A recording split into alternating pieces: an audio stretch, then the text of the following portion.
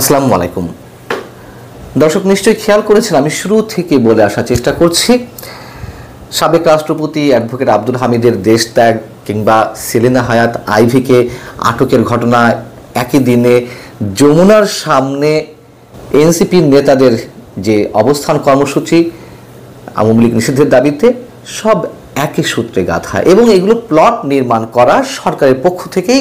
এটি সহজেই আমরা অনুমান করতে পারি। তার একটা সহজ উদাহরণ দিই। যেখানে পুলিশের ব্যারিকেড ভেঙে সব ধরনের সভা সমাবেশ প্রধান উপদেষ্টার বাসভবনের সামনে করা নিষেধ এমন নির্দেশনা থাকা সত্ত্বেও পুলিশের ব্যারিকেড ভেঙে জাতীয় নাগরিক কমিটির নেতারা কর্মীরা সেখানে অবস্থান নেয়। অতিরিক্ত পুলিশ মোতায়েন করা হয়, সেনা সদস্য মোতায়েন করা হয়, কঠোর নিরাপত্তা ব্যবস্থা জোরদার করা হয়। সেখানে আবার তাদেরকে প্রচণ্ড গরমের মধ্যে যেন কষ্ট না হয়, পানি ছিটানো হয়। কোত্থেকে পানি ছিটানো হয়?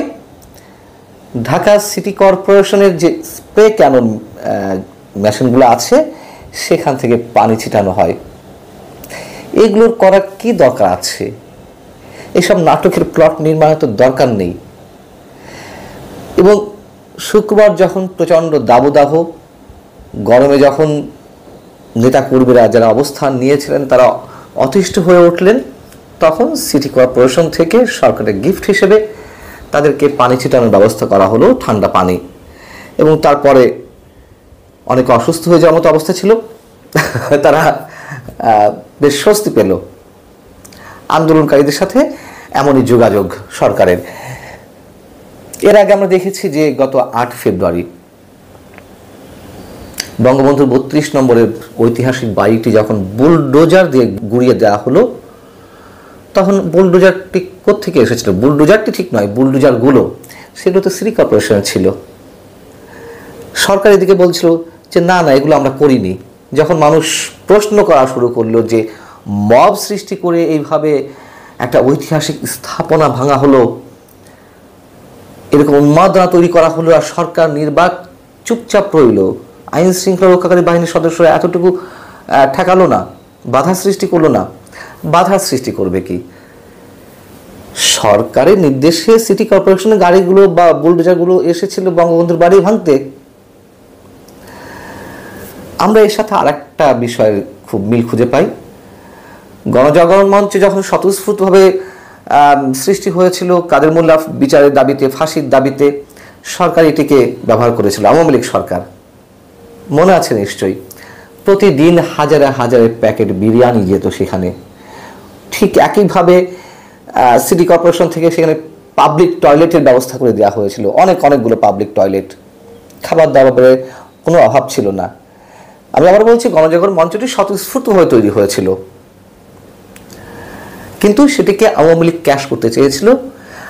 এবং সেই শাহবাগ, সেখানে আবার বর্তমান সময়ের এনসিপির নেতাকর্মীরা অবস্থান নিয়েছে, শাহবাগ অবরোধ করেছে আওয়ামী লীগ নিষিদ্ধের দাবিতে।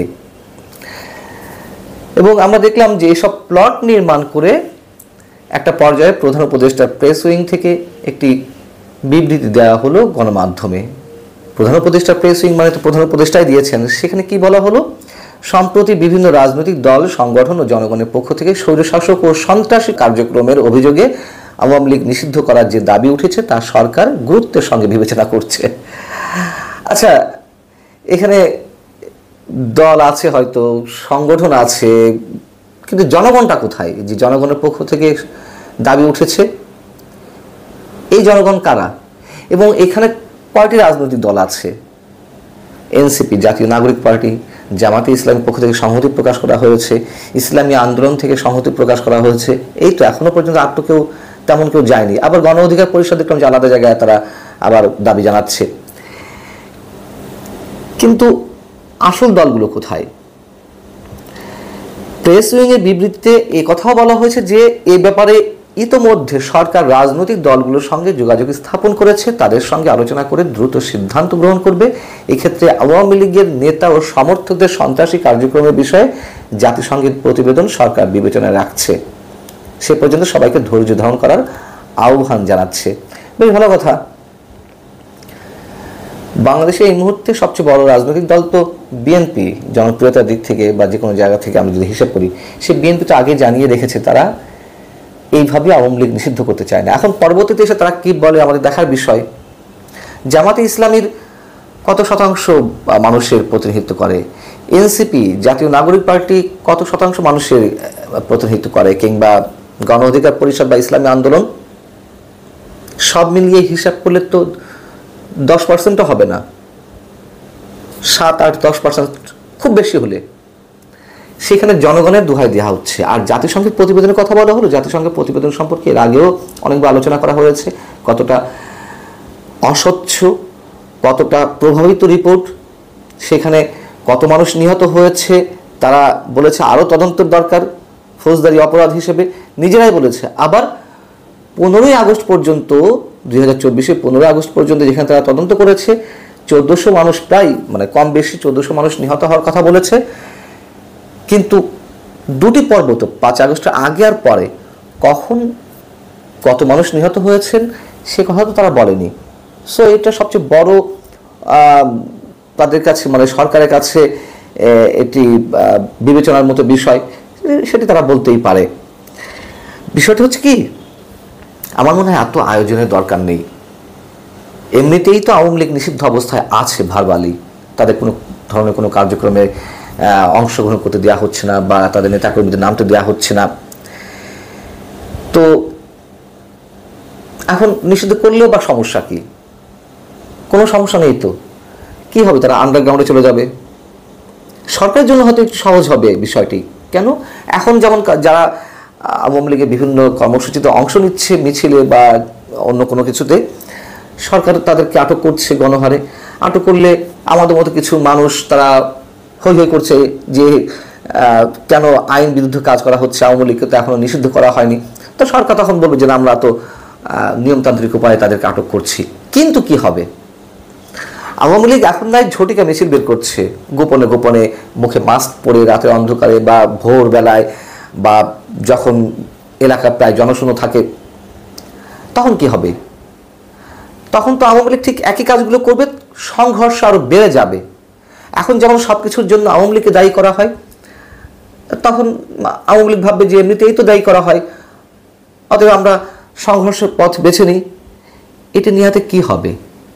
আলটিমেটলি দেশের যারা সাধারণ মানুষ তাদের মধ্যেই তো আতঙ্ক সৃষ্টি হবে, তারাই ক্রস ফায়ারে পড়বে, তারাই বিভিন্ন ধরনের দুর্ঘটনার শিকার হবে দুপক্ষের সাংঘর্ষিক অবস্থানের কারণে।